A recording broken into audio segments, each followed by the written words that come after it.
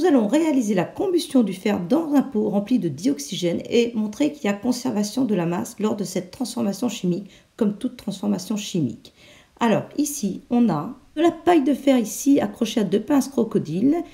Ces 2 pinces crocodiles sont reliées à ces 2 fils et on va les connecter au générateur. On va faire un court-circuit et ce court-circuit va amener l'énergie d'activation, c'est-à-dire qu'il y aura un courant très fort et qui va permettre à la paille de fer de s'enflammer dans le pot rempli de dioxygène. L'ensemble est sur une balance et on va regarder si la masse évolue. Ici, elle est de 643,4 g à 0,1 g près, avec tous les éléments qui sont pesés. Et maintenant, je relie les fils au générateur. Alors, en fait, le court-circuit n'est pas dangereux pour le générateur puisque la paille de fer va jouer le rôle un peu de fusible puisqu'elle va aussitôt s'enflammer et ça va ouvrir le circuit. Attention, je vais allumer, regardez bien.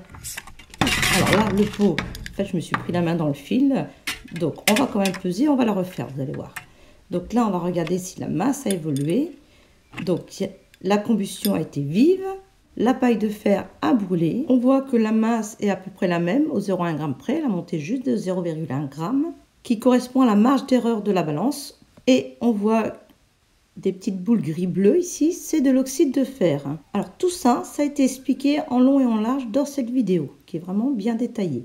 Ici, il s'agit de voir la conservation de la masse. Et donc, comme le pot est tombé, je recommence une fois, ça va nous permettre de vérifier à nouveau cette conservation de la masse. Donc voilà, tout est prêt, là la masse est un petit peu plus élevée, j'ai mis un petit peu plus de paille de fer. En fait, c'est de la laine d'acier, mais qui a 98% de fer, donc on considère que c'est du fer. Et on va relier tout ça au générateur. Le lien se fait avec les pinces crocodiles, qui est plus simple pour les enlever ensuite. Alors, tenez-vous prêts, je vais allumer le générateur, regardez bien. C'est parti.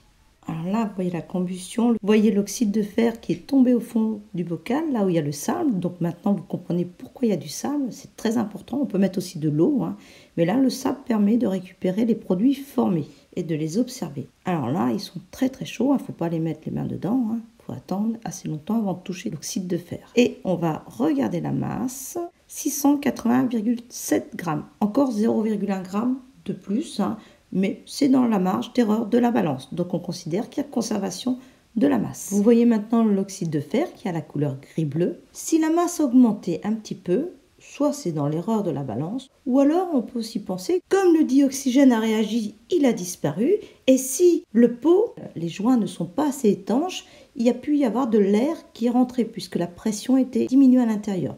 Donc si de l'air est rentré, on peut comprendre que ça est monté un petit peu au niveau de la masse. On regarde rapidement à l'intérieur, vous allez voir les mêmes petites boules gris-bleu au bout des pinces crocodiles. Alors ce qui aurait été intéressant, c'est de peser la paille de fer avant, peser l'oxyde de fer ensuite et voir que voilà, la masse de l'oxyde de fer est plus grande que la paille de fer, du fait que des atomes d'oxygène se sont joints aux atomes de fer. Mais là, compliqué parce que vous avez vu, ça se croche sur les pinces crocodiles, donc très difficile à récupérer tout l'oxyde de fer. Par contre, je le montre dans cette vidéo, je fais brûler de la paille de fer dans l'air. Et là, vous verrez, l'oxyde de fer est bien plus lourd que la paille de fer. Et je recommence très rapidement, mais là, j'ai serré très très fort le bouchon pour pas qu'il y ait d'air qui rentre à l'intérieur. La masse de l'ensemble est de 734,2 g. Et je vais fermer le circuit avec un interrupteur poussoir. En appuyant sur le bouton, je fermerai le circuit. Donc je mets en route le générateur. Attention, je vais appuyer. Et voilà, la combustion est vive. Et maintenant, je mets en accéléré.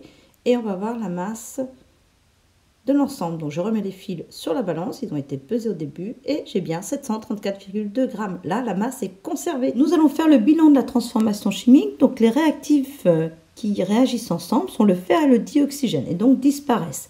Et ce que l'on obtient, le produit de la réaction, est l'oxyde de fer qui a une couleur gris-bleu, alors que le fer a une couleur plutôt grise. Alors, en équation, nous allons remplacer les atomes de fer par leur symbole Fe, les molécules de dioxygène par le symbole O2, formule de la molécule de dioxygène, et l'oxyde de fer, la formule est Fe3O4, c'est-à-dire que pour 3 atomes de fer, il y a 4 atomes d'oxygène. Donc pour l'instant, l'équation n'est pas équilibrée, nous allons faire le compte des atomes. Donc au départ, ici on a un atome de fer, 2 atomes d'oxygène pour la molécule de dioxygène, et 3 atomes de fer et 4 atomes d'oxygène pour l'oxyde de fer.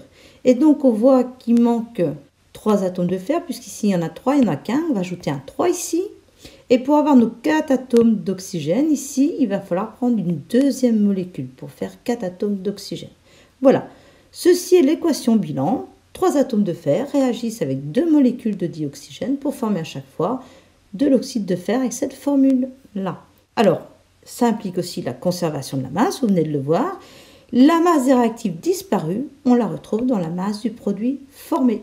Ceci vient d'être prouvé par l'expérience, où on avait de la paille de fer qui s'est transformée en réagissant avec le dioxygène en oxyde de fer. La masse n'a pas changé. Et voici 2 autres transformations chimiques où je montre la conservation de la masse. Et si vous aimez voir des combustions, eh bien il y en a beaucoup sur cette chaîne de toutes sortes. En voici quelques-unes et il y en aura d'autres. Pour y avoir accès, je vous mets la playlist combustion. J'indique aussi 2 autres playlists sur d'autres thèmes scientifiques et il y en a beaucoup d'autres thèmes sur cette chaîne.